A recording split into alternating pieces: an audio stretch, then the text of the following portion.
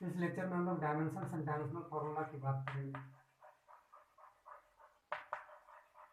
Dimension and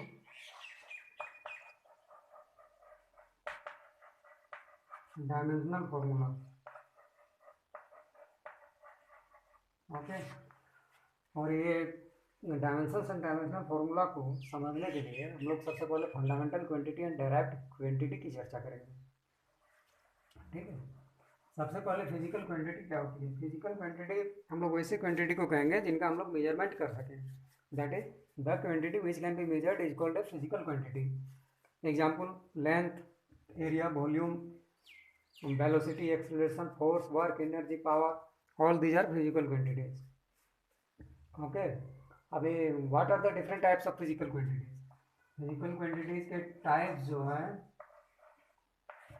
वे कितने हैं? Physical quantity के दो टाइप्स होते हैं। एक होते हैं फंडामेंटल क्वांटिटी।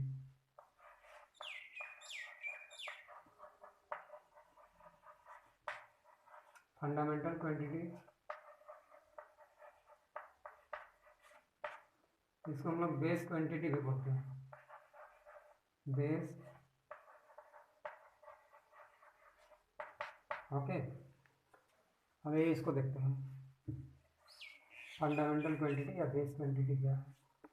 फंडामेंटल क्वांटिटी या बेस क्वांटिटी वैसे क्वांटिटी को कहेंगे जो क्वांटिटी किसी दूसरे क्वांटिटी पे डिपेंड ना करती हो।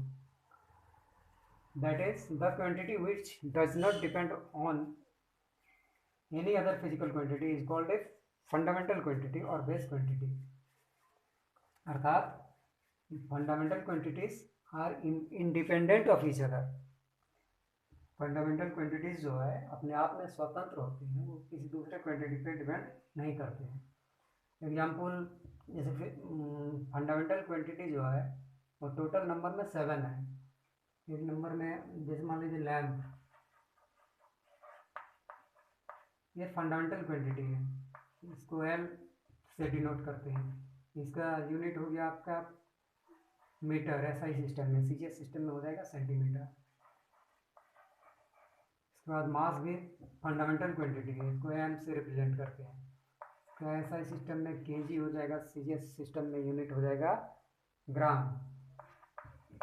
टाइम, ये भी फंडामेंटल क्वांटिटी है, इसको टी से डिनोट करेंगे। इसका यूनिट हो जाएगा सेकेंड, एसआई में भी और सीजीएस सिस्टम में भी। इसके बाद आपका थर्मोडायनामिक टेम्परेचर जो है वो भी फंडामेंटल क्वांटिटी है। थर्मोडायनामिक टेम्परेचर, इसको के से डिनोट करेंगे। इसका यूनिट केल्विन होता है, इसको आप हीट में पढ़ोगे।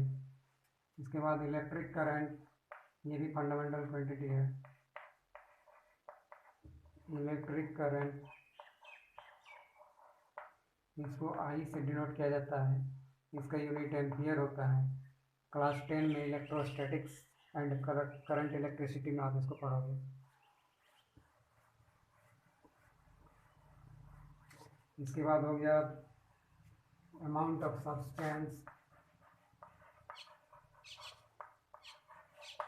अमाउंट ऑफ सब्सटेंस जो है ये भी फंडामेंटल क्वांटिटी है, इसको मॉल से रिप्रेजेंट करते हैं। इसका यूनिट हो गया मॉल, इसको आप केमिस्ट्री में पढ़ोगे। इसके बाद हो गया ल्यूमिनस इंटेंसिटी। ल्यूमिनस इंटेंसिटी, इसको क्लास 10 में लाइट में पढ़ोगे। इसको सीडी से रिप्रेजेंट करते हैं, इसका यूनिट हो गया कैंडेला। ओके, अब इन 7 फंडामेंटल क्वांटिटीज के अलावा दो जो है सप्लीमेंट्री क्वांटिटी होते हैं। इसमें पहला होता है प्लेन एंगल,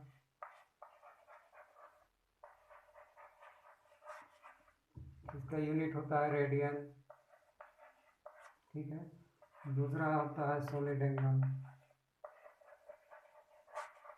जिसका यूनिट होता है स्टेरेडियन। ठीक है, अभी बात करते हैं डेराइव्ड क्वांटिटीज की।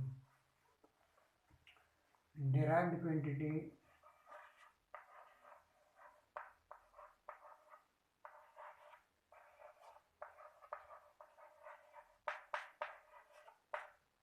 Derived quantity. इसका सबसे पहले एग्जांपल देखिए, जैसे मान लीजिए वेलोसिटी है, बराबर क्या होता है, डिस्प्लेसमेंट बाय टाइम। डिस्प्लेसमेंट क्या है, लेंथ है, लेंथ फंडामेंटल क्वांटिटी है, टाइम भी फंडामेंटल क्वांटिटी है, बराबर L power 1 into T power -1। इसमें वेलोसिटी को किस तरह एक्सप्रेस कर सकते हैं, वो फंडामेंटल क्वांटिटी के डिफरेंट पावर्स के प्रोडक्ट के रूप में एक्सप्रेस कर सकते हैं। ठीक है, तो वैसा क्वांटिटी जो फंडामेंटल क्वांटिटी से डेराइव्ड किया गया हो या डेराइव्ड किया जाता हो या फंडामेंटल क्वांटिटी के टर्म्स में एक्सप्रेस किया जाता हो, उसको हम लोग बोलेंगे डेराइव्ड क्वांटिटी। ओके, इसका और भी एग्जाम्पल आप लोग देख सकते हैं। जैसे मान लीजिए लेंथ हो गया फंडामेंटल क्वांटिटी, लेकिन एरिया जो हो गया वो हो जाएगा L², ये भी डेराइव्ड क्वांटिटी है। वॉल्यूम हो गया, एक्सेलरेशन हो गया, फोर्स हो गया, work, energy, power, etcetera, all these are derived quantity.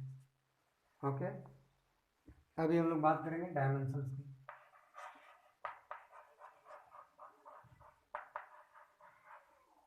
अब देखिए डायमेंशन समझने में कितनी आसानी होगी, ये जो चर्चा हम लोग की है इसके बाद। अभी हम लोग जैसे डेराइव्ड क्वांटिटी जो है, सपोज दैट जैसे मान लीजिए फोर्स है, ये क्या हो जाएगा, फंडामेंटल क्वांटिटीज के टर्म में एक्सप्रेस करेंगे तो mL T⁻²। जैसे देखिए फोर्स बराबर हो जाएगा m इंटू ए, एक्चुअली होता है change in momentum per unit time and that will be ultimately equal to mass into acceleration. तो m जो है फंडामेंटल क्वांटिटी है, m एक्सेलरेशन जो है change in velocity per unit time बराबर m इंटू वेलोसिटी जो है डिस्प्लेसमेंट बाय टाइम होता है और डिस्प्लेसमेंट क्या है, लेंथ है। तो फंडामेंटल क्वांटिटी L/T हो जाएगा और ये T इंटू 1/T, ये क्या हो जाएगा mL T⁻²। ओके, ये हो गया। अभी देखिए जब कोई फिजिकल क्वांटिटी को हम लोग फंडामेंटल क्वांटिटी के टर्म्स में एक्सप्रेस करते हैं तो एक्सप्रेशन किस तरह का होता है, ये किस तरह एक्सप्रेस किया जाता है फंडामेंटल क्वांटिटी के टर्म्स में। यहाँ देखिए m का पावर 1 है, L का पावर 1 है, T का पावर -2 है और ये force is equal to mL T⁻²। That is force is expressed as a product of different powers of the fundamental quantities. Okay, मतलब expressed as a product of different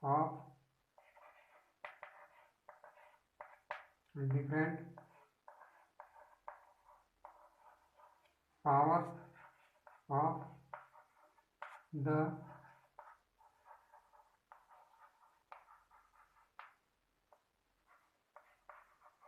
the fundamental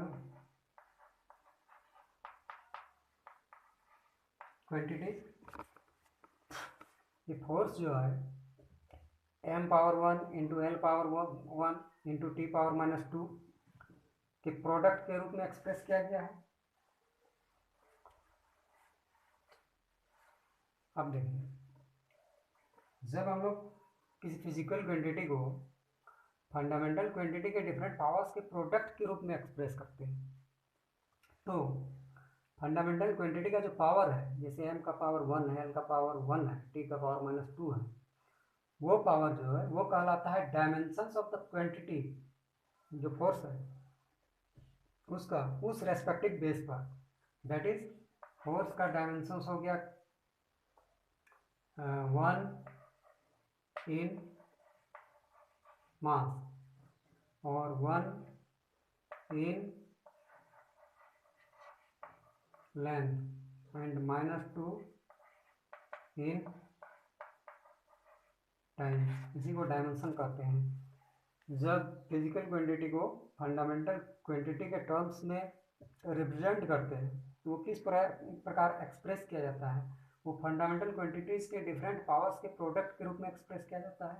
और उस condition में the power of the fundamental quantity which इंटर्स into the expression is called dimensions of the physical quantity on that respective base. Okay, इसको अगर define करना हो तो हम लोग इस तरह कर सकते हैं, जैसे when a physical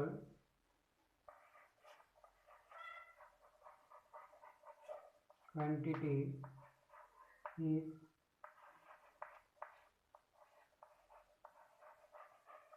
expressed as a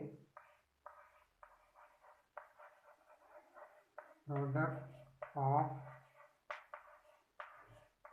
different powers of the fundamental quantities, को भी शॉर्ट में लिखे हैं,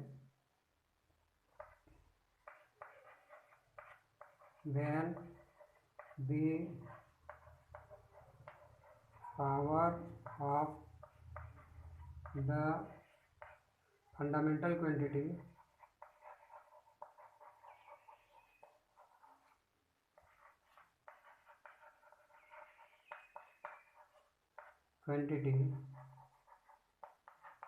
which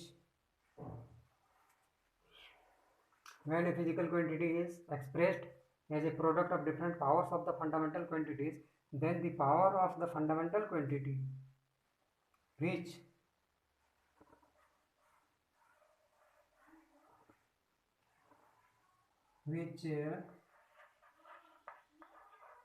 enters into the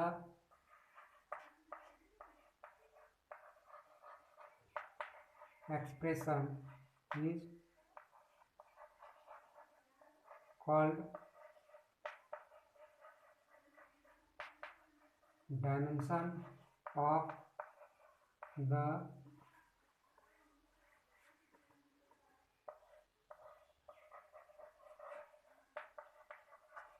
physical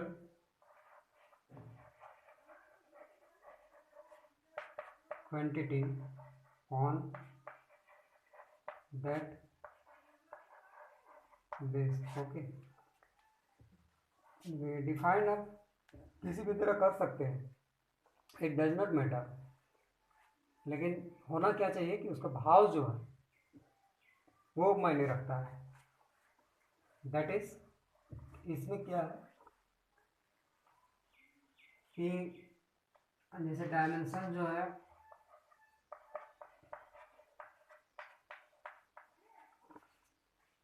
क्या है, वो फंडामेंटल क्वांटिटी का पावर है जो एक्सप्रेशन में आया है। जैसे फोर्स का डायमेंशन m बेस पर 1 है, l बेस पर 1 है एंड t बेस पर -2 है। ओके, अभी देखिए हम लोग डायमेंशनल फॉर्मूला की बात करेंगे।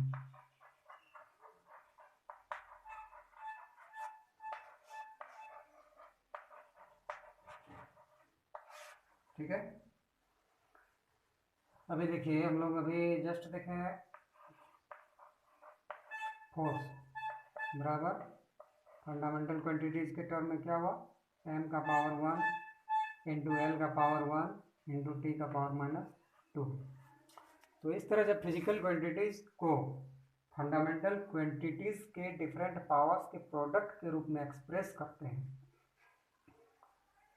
और अगर इसमें फिजिकल क्वांटिटी जैसे इसमें फोर्स है इसको स्क्वायर ब्रैकेट के अंदर रखते हैं, तो इस प्रकार का रिलेशन जो होगा वो डायमेंशनल फॉर्मूला कहलाएगा। ठीक है, और इसमें ये जो फोर्स जो स्क्वायर ब्रैकेट के अंदर है, इनक्लोज्ड इन स्क्वायर ब्रैकेट है ना, ये पढ़ा जाएगा dimensional formula of force. Okay, और ये जो m l t पावर -2 है, it will be called dimensional formula of force. Okay, तो अगर इसको डिफाइन करना हो तो हम लोग डिफाइन कर सकते हैं, when a physical quantity is enclosed in a square bracket and expressed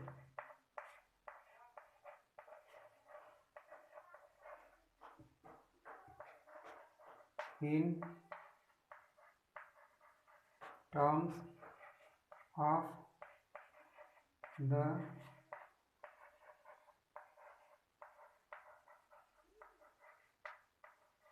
fundamental quantity in terms of fundamental quantities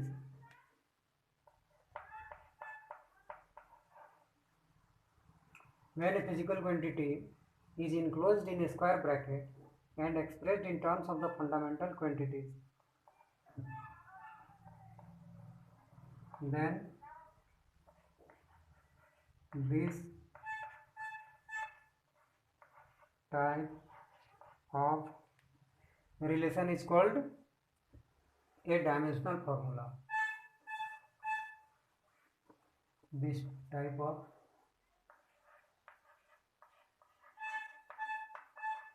relation बोलिए या एक्सप्रेशन बोलिए is called a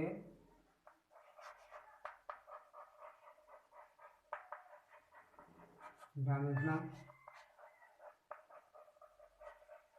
formula. Okay, जैसे हम लोग देखें एग्जाम्पल में, अगर मान लीजिए फोर्स है,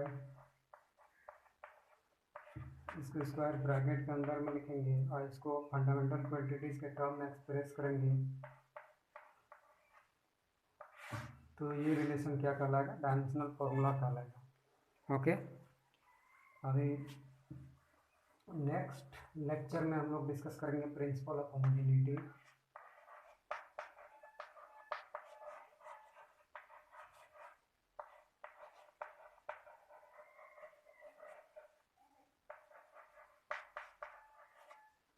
एकदम आसान और सिंपल भाषा में इसी तरह. ओके, उसके बाद हम लोग पढ़ेंगे यूजेज ऑफ डायमेंशनल फार्मूला.